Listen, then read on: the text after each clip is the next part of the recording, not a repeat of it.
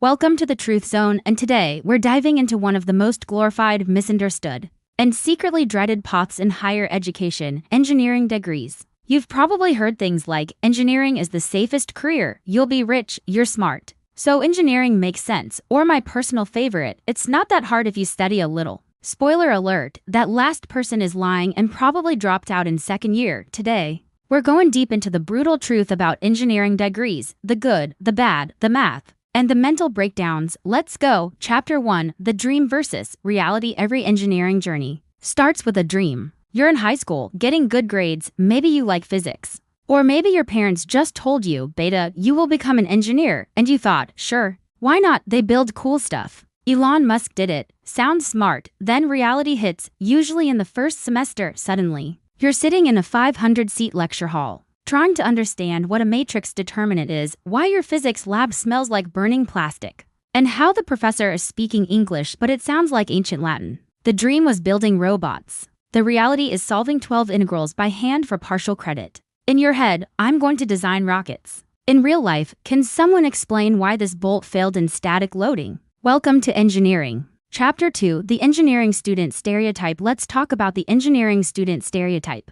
Because let's be honest, most of them exist for a reason: messy hair, hoodie, dead inside, slight caffeine addiction, emotionally unavailable. Asking out an engineering student is like submitting a research proposal, but they weren't always like this. Engineering students start out optimistic, hopeful, social. Give it to semesters. By year 2, they've either developed chronic sarcasm, started using sleep as a reward system, or evolved into hyper-focused coding machines who only speak in acronyms. CAD, FE, HVAC, PID, MATLAB, and PTSD, not necessarily in that order. Chapter 3, The Courses That Break You. Every engineering discipline has that one course that crushes souls. For mechanical engineers, it's thermodynamics. For electrical engineers, it's electromagnetics. For chemical engineers, it's organic chemistry. For software engineers, it's debugging at 3 a.m. and doubting their existence. There comes a point where students stop asking, how do I solve this, and start asking, why am I here? And no matter how good you were in school, engineering will humble you. You'll go from being the smartest person in your class to wondering if you're even employable.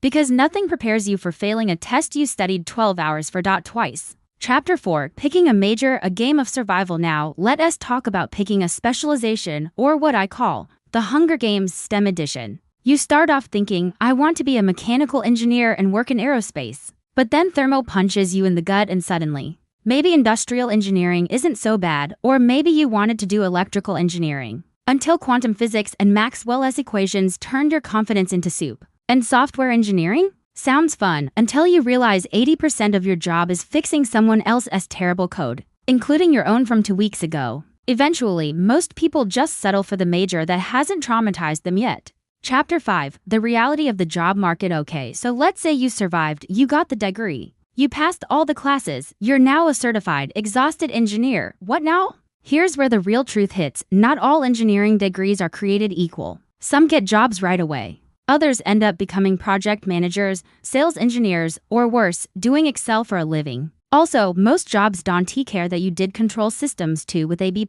They want to know if you can show up on time and not design a bridge that falls over. Some industries pay well, like petroleum or software. Others barely pay enough to cover your caffeine bill. And yes, engineers do make more than average. But don't expect Silicon Valley money unless you're actually in Silicon Valley. Chapter 6, Engineering Culture. The culture in engineering is unique. You'll find professors who think emotional intelligence is a myth, group projects where one person carries the team and the others ghost harder than your ex, endless lab reports, stress memes, Discord servers named "We're Not Okay." There's an unspoken bond among engineers, not from love, but from shared suffering. They don't say I'm fine. They say I passed dynamics, romance, forget it. Your only love affair is with deadlines. And if you're a girl in engineering, congratulations, you're now the group therapist, tutor, and target of 10 socially awkward compliments per week. Chapter 7, Is It Worth It? So after all that, the math, the mental breakdowns, the sleepless nights, is an engineering degree worth it?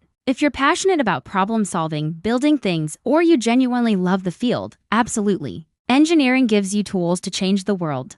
You learn how to think, how to push through pain, how to adapt. But if you're in it only for the money or the prestige, you're in for a rude awakening. Because nothing prepares you for a 70-hour workweek, a 3-month-long debugging cycle, or trying to explain your job to your grandparents who still think you fix TVs. You can have a great life with an engineering degree, but it's not automatic. It takes grit. And probably some therapy. They're tough, they're frustrating, they'll test your patience, your sleep schedule, and your will to live, but they can also be rewarding, transformative, empowering. They teach you how to suffer now so you can build, create, and solve big problems later. Just know what you're signing up for. It's not just about formulas, it's about fighting through failure. If you're already in it, hang in there. If you're thinking about it, ask yourself why. And if you've survived it, respect. You've earned it. This has been the brutal truth about engineering degrees. Thanks for listening, and may your GPA rise higher than your stress levels.